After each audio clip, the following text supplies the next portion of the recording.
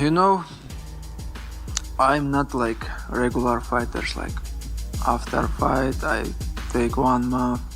Like next day after the fight, we still training. We went to the gym every day. That's why. But 1 years I didn't have 2019, I think, because many things happened. Our coach died and Corona, all this stuff. One, you don't fight Islam on 10 days notice. You just can't. That just doesn't make any sense. That's crazy. He's so hard to beat. He's so good.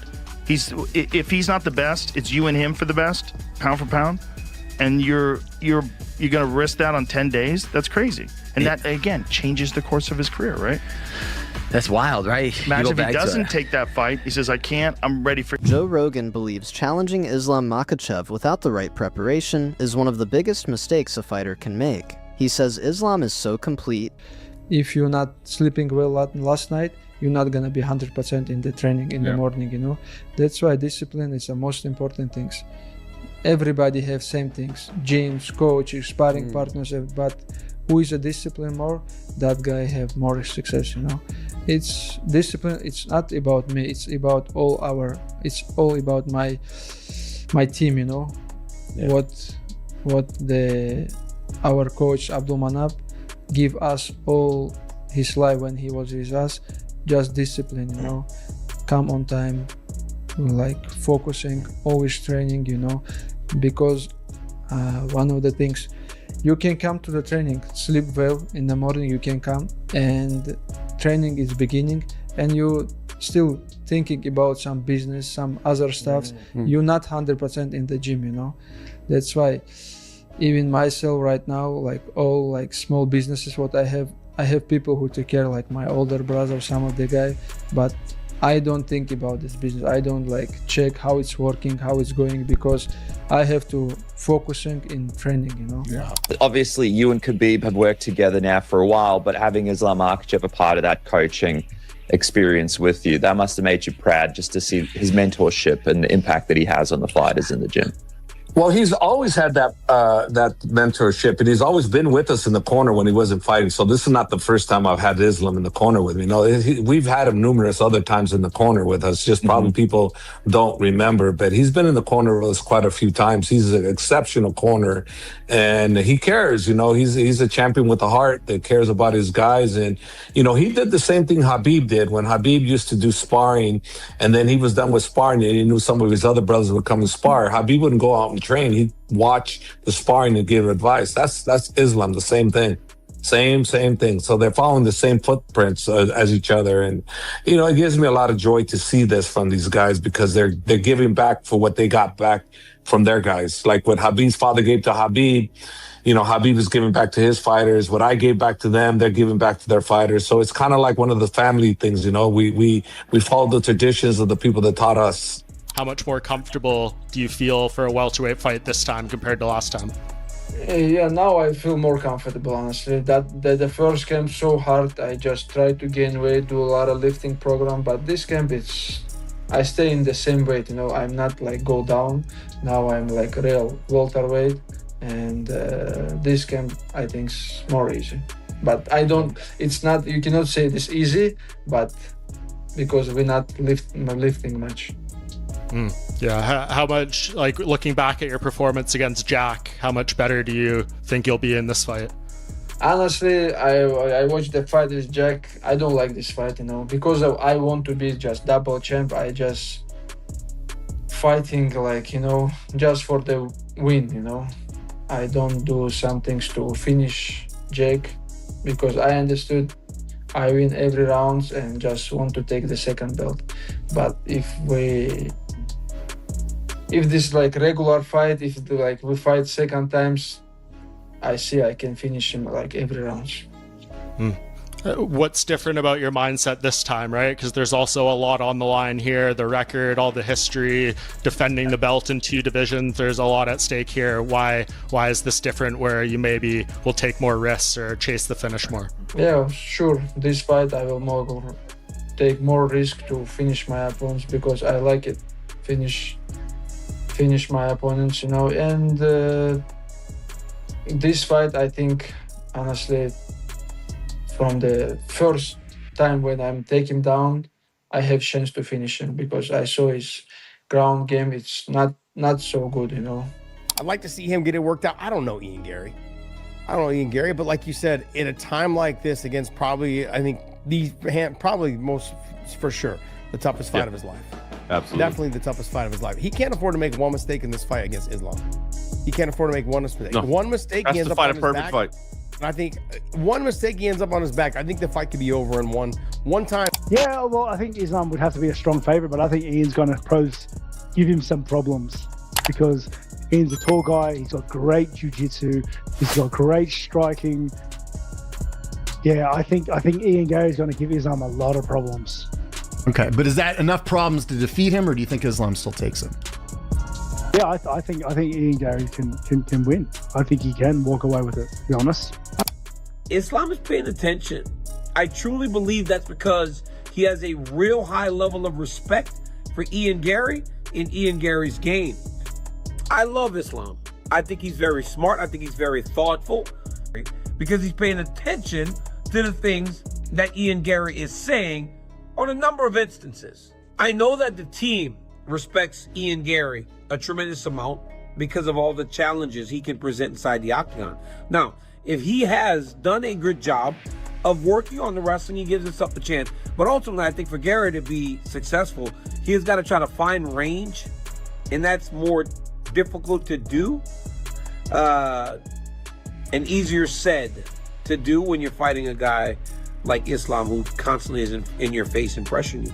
But remember, I've been with them for 12 years or plus, 12 years plus, you know, so there's a lot of work that's been done with him and I and other coaches, you know, and he's dialed in as a striker, and people sleep on his striking, think that he has to take Ian down. He doesn't have to take him down.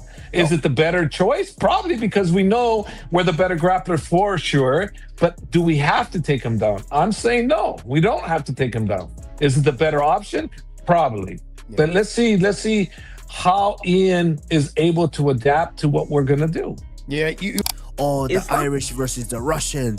You saw how big that was the first time that happened, and we want to do that again. To where he's a Chinese Conor McGregor.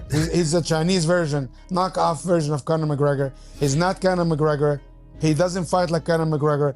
You like it or not, Conor was a bad dude at one point. He's one of the best fighters ever. At one point, let's be real. This guy, he runs. Conor fight. This dude doesn't even know how to talk. He doesn't know how to talk. Honestly, I speak better English than him, and his English is first language. Brother, Ian Garry has lost his balls, and he will lose everything August 15th. Mark my word. This dude talking about finishing people. This guy lost 11 fights. He have 9 decisions. Islam lost 11 fights, have 8 finishes. This guy, the only thing he finishes, you know, I'm gonna keep it at that. Hey, it's a family show, Ali. It's family show. Yeah, I don't know. You know, no, I want to know. I want to know what he finishes, Ali. Of course you do. Coca-Cola. No. Listen, I don't know, man. This guy, you know, listen. They are complete opposites. One guy said the woman should run the world. The wife is the household of the woman. And you got a guy from Dagestan, you don't even see their wives. You know what I'm saying? Yeah. And you know what?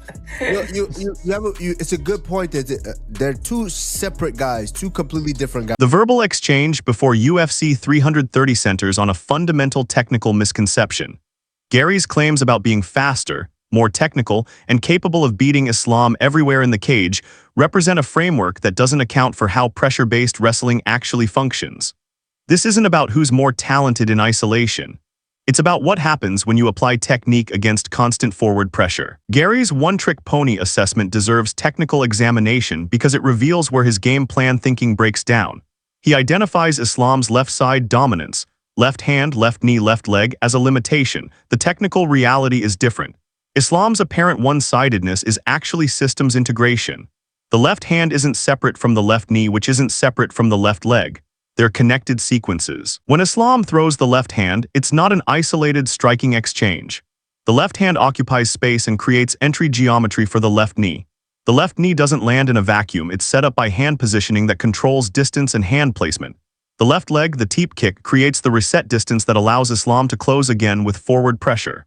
These aren't separate techniques, they're layered sequences where each action enables the next. The speed question needs technical precision.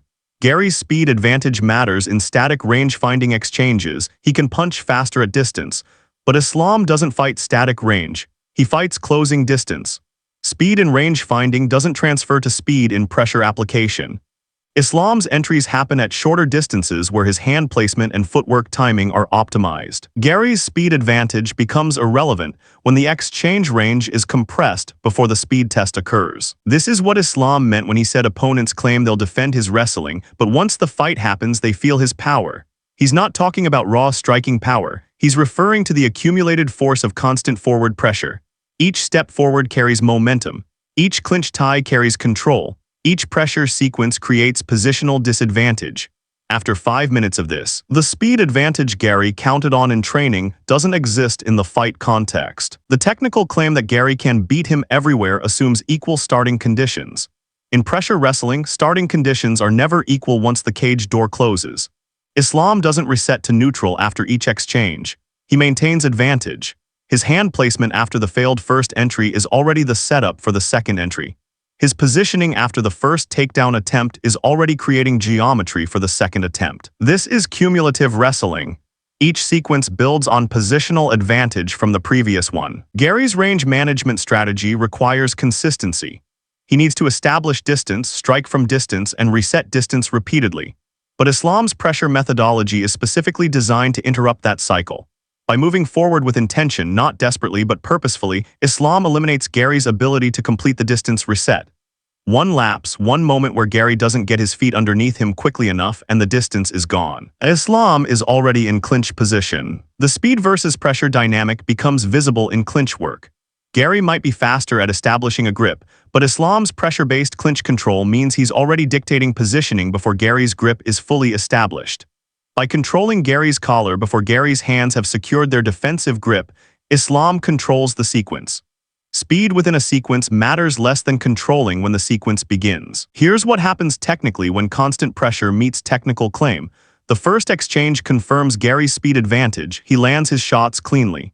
The second exchange is identical, Garry's speed is still there, but the third exchange is different. Islam's forward pressure has compressed the distance, and Garry's speed advantage works within a tighter range where Islam's clinch entries become more effective. By the fourth or fifth exchange, Garry isn't fighting from preferred distance anymore. He's fighting from compromised distance. The body language observation from Islam's team is instructive. Garry looked different on media day than he might on fight night because verbal confidence doesn't account for the actual experience of facing sustained pressure. There's no way to verbally prepare for what constant forward pressure feels like. Garry can talk about speed and technique in training, but training doesn't simulate the cumulative effect of Islam's pressure application over 5 rounds. The technical advantage Islam actually possesses isn't about being faster or more talented in individual techniques, it's about systems integration. His pressure isn't random forward movement. It's pressure in calculated sequences that create compound problems. Each pressure cycle sets up the next one. Each failed escape by Garry creates information Islam uses in the next sequence. Garry's wrestling defense might be sound in training.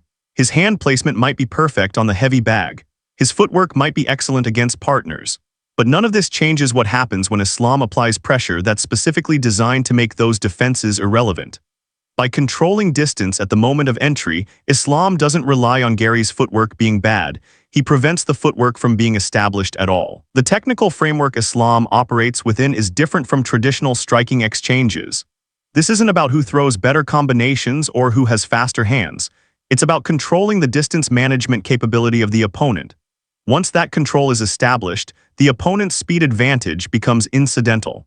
Garry's hand speed doesn't matter if he can't establish the distance from which those hands are effective. The cumulative pressure question becomes, how long can Garry maintain footwork consistency under constant forward pressure?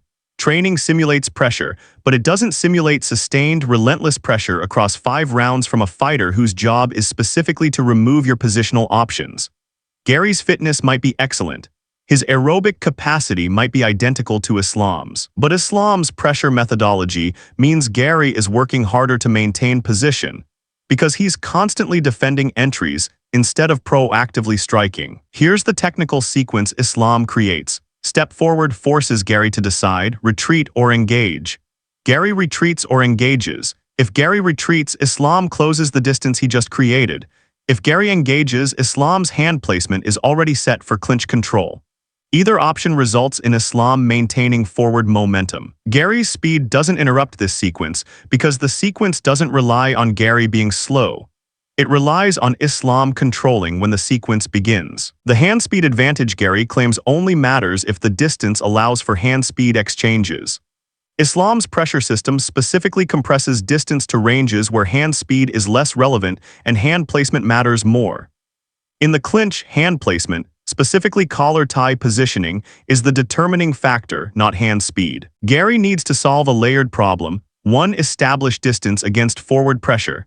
2. Maintain distance while striking from that distance. 3. Reset distance after striking exchanges. 4. Repeat this cycle consistently over 5 rounds. Islam's job is simpler, prevent step 1 from completing. If Garry can't establish his preferred distance, the other steps never occur. The technical reality Islam's behavior reveals is that he doesn't fear Garry's speed or technical superiority because those attributes operate within a distance-dependent framework. Islam's pressure methodology is specifically designed to make distance-dependent techniques less relevant. This isn't an opinion on who's more talented. It's an observation about how 2 different systems interact. When Islam said opponents feel his power once the fight happens, he was describing the experience of sustained pressure removing your options. Garry might land his speed combinations perfectly in training, but in a fight where Islam is constantly closing distance and controlling space, Garry's speed becomes a tool he can't deploy consistently enough to matter. The technical lesson here is that pressure systems create compound problems that individual technique can't solve in isolation. Garry might be faster, he might be more technical at isolated movements, but Islam's pressure system removes the conditions under which those individual advantages matter. That's not a statement about Garry's talent. It's a statement about how systems interact in cage fighting.